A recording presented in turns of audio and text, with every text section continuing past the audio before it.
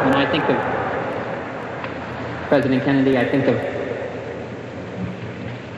what Shakespeare said in Romeo and Juliet, when he shall die, take him and cut him out in little stars, and he shall make the face of heaven so fine that all the world will be in love with night and pay no worship to the garish sun.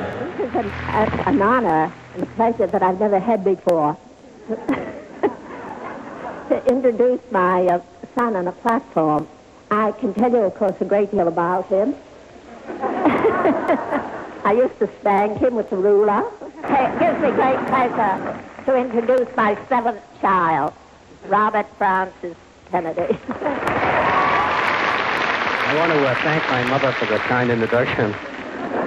That's what we've gotten down to this campaign. After some of these polls came out that we were not doing too well, we took Mother.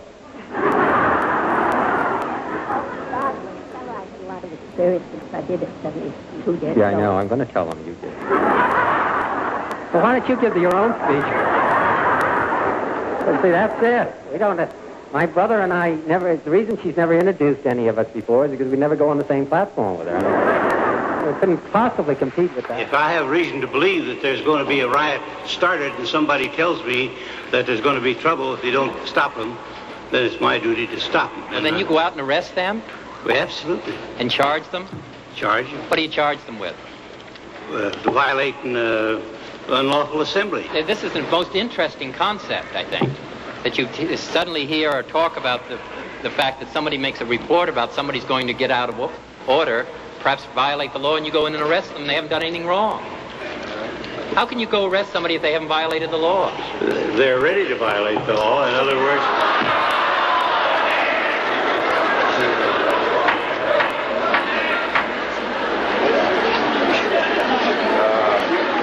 just like these labor people out here, they ask their attorney, what shall we do? Could I suggest in the interim period of time, in the luncheon period of time, that the sheriff and the district attorney read the Constitution of the United States? Get lunch. You haven't had lunch yet? No.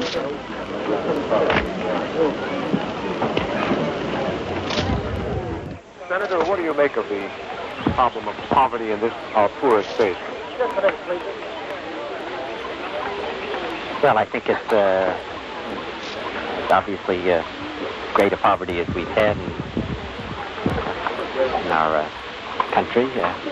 And I think that considering we have a gross national product of some $700 billion and that we spend $75 billion on armaments, weapons, that you would think that we spend almost $3 billion each year on dogs in the United States as American citizens, that we could be doing more for those who are poor and particularly for our children. I'm going to remain on as a United States Senator representing the state of New York, and I'm going to support the Democratic ticket in 1968 of President Johnson Hubert Humphrey.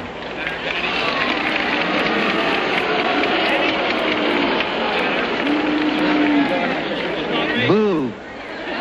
I am announcing today my candidacy for the presidency of the United States. I do not run for the presidency merely to oppose any man, but to propose new policies.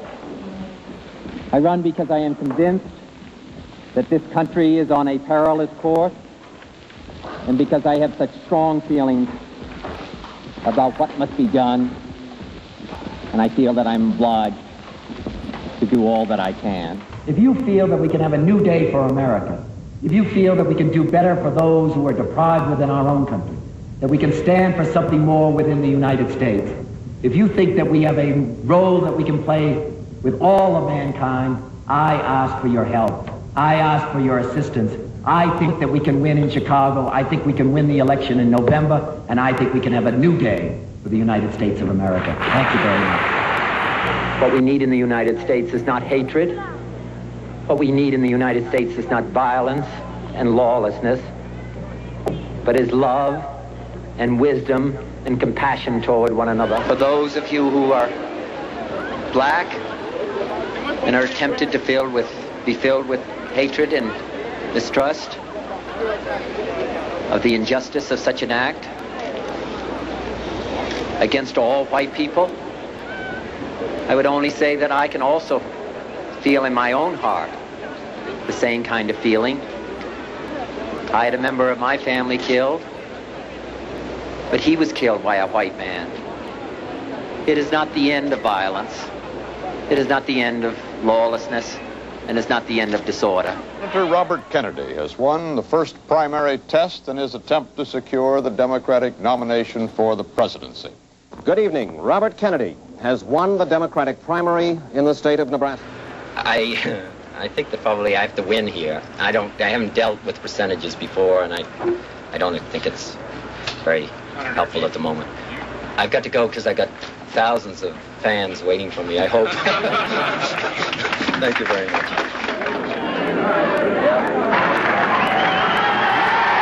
Senator Kennedy has just entered the ballroom here at his election headquarters, and you can hear the pandemonium that has resulted. Senator is pushing his way to a crowd of reporters and photographers gathered around the podium, up to the speaker's stand.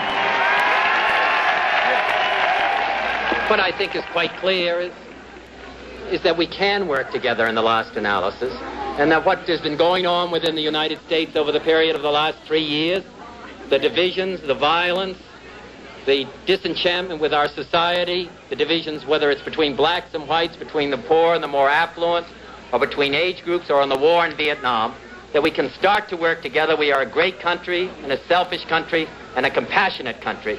And I intend to make that my basis for running and over the period of next year. My thanks to all of you, and now it's on to Chicago, and let's win there.